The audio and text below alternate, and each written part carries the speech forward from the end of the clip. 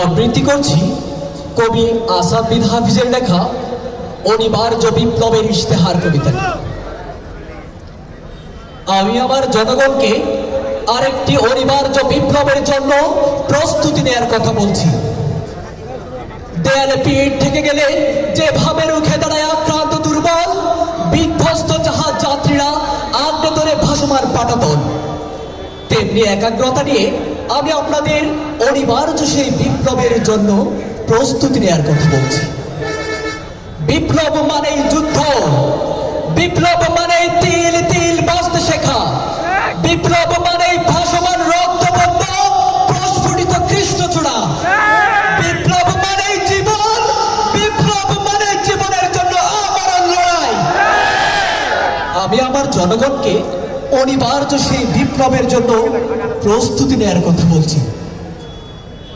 যে বিপ্লবে প্রতিটি নাগরিকের জীবন হয় এক একজন যোদ্ধার জীবন, প্রাপ্তবয়স্ক প্রতিটি মানুষ হয় এক একজন আমূল বিপ্লবী, প্রতিটি যুবক নারীর বাহুর পরিবর্তে স্বপ্ন দেখে উত্তপ্ত মেশিন গানে, আর রমণীরা সুগন্ধি রোমানের পরিবর্তে পুরুষের হাতে তুলে দেয় বুলেট গ্রেনেড।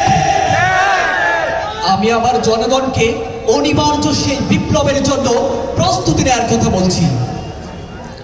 বিপ্লব মানেই যুদ্ধ, বিপ্লব মানেই সংগ্রাম সংঘাত, বিপ্লব মানেই শিরায় শিরায় উত্তম ঝড় ঝড় হওয়া টর্নেডো সাইক্লোন, বিপ্লব মানে কল্লোলিত সমুদ্রের শান্ত গর্জন, বিপ্লব মানেই আশা সফলতা ও বিজয়ের অমোঘ উপসমান।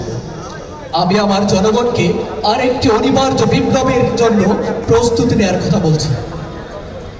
যে বিপ্লব সাধিত হলে মানুষের শরীর থেকে খসে পড়ে শয়তানের লেবাস, জল্লাদের অশান্ত চিত্তে জন্ম নেই বসরায় গোলাম, অর্ধ পৃথিবীর দুর্দান্ত শাসক কেঁপে ওঠে ফুরাত কুলের কোন এক অনাহারী কুকুরের আহার্য চিন্তায়।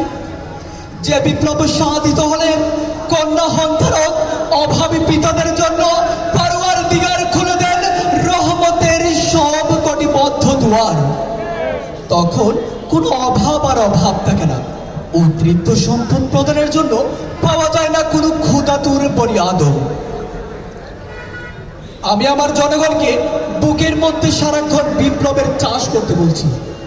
যে বিপ্লবের চাষ করলে প্রজ্বলিত অগ্নি হয় জাফরান বিধি, যে বিপ্লবের চাষ করলে নীল নদের হার্য হয় অবাধ্য ফারাও, যে বিপ্লবের চাষ করলে আব্রাহার হাতি হয় পাখির গুড়াক, চুরমার হয়ে যায় রোম ও পারস্যের বিশাল সালতানাতের দাম্ভিক চূড়া।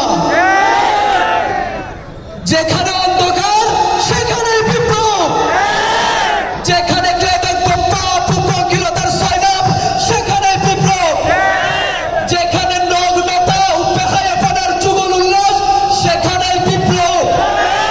বিপ্লব সকল জুলুম অত্যাচার নির্যাতনের বিরুদ্ধে, যেখানে মিথ্যার ফানুষ সেখানে বিপ্লব, যেখানে শোষণ ও সুদের অক্টোপাস ক্যান্সার সেখানে বিপ্লব।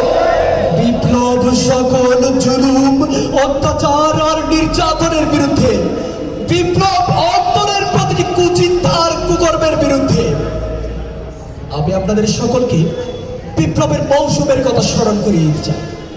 মৌসুম ছাড়া ফুটে না কৃষ্ণচূড়া পলাশ শিমুল। সময়কে ধারণ করতে না পারলে গর্ভবতী হয় না কোনো রমণী, ফলবতী হয় না